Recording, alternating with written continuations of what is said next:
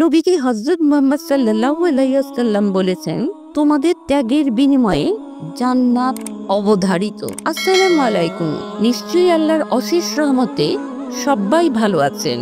আমাদের শ্রদ্ধাভাজন শ্রোতা ও সুধীমণ্ডলী, আপনাদের আন্তরিক শুভেচ্ছা ও স্বাগত জানাই কুন ফায়াকুন ইউনিটি চ্যানেলে। আমাদের আজকের আয়োজন ত্যাগের বিনিময়ে জান্নাত প্রাপ্তি সম্বন্ধে।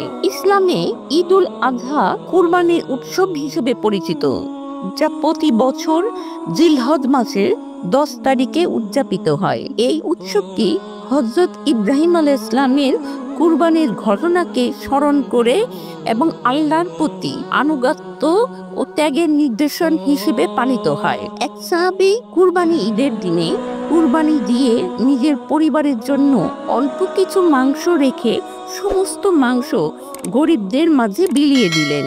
এই প্রেক্ষাপটে সাহাবীর মহান আত্মত্যাগের ঘটনাটি ঈদ উল আজহার সময়ে একটি উদাহরণ। সাহাবীরা ইসলামের প্রথম যুগে ইসলামের মূল শিক্ষা, মানবতা ও আল্লাহর দিকে সমর্থনের বার্তা প্রচার করেছেন। সেই অবস্থায় রাসূল সাল্লাল্লাহু আলাইহি ওয়াসাল্লাম বলেন, তুমি জান্নাতের জন্য বিনিময় করে নিলে। এই গল্প আমাদের শেখায় ত্যাগে আছে প্রকৃত পুরস্কার। দানশীলতা, সহানুভূতি ও মানবতার সেবা, আল্লাহর সন্তুষ্টির জন্য দান এবং ত্যাগ করার অভ্যাস আমরা লালন করতে শিখি। এটাই আমাদের জীবনের মূল লক্ষ্য।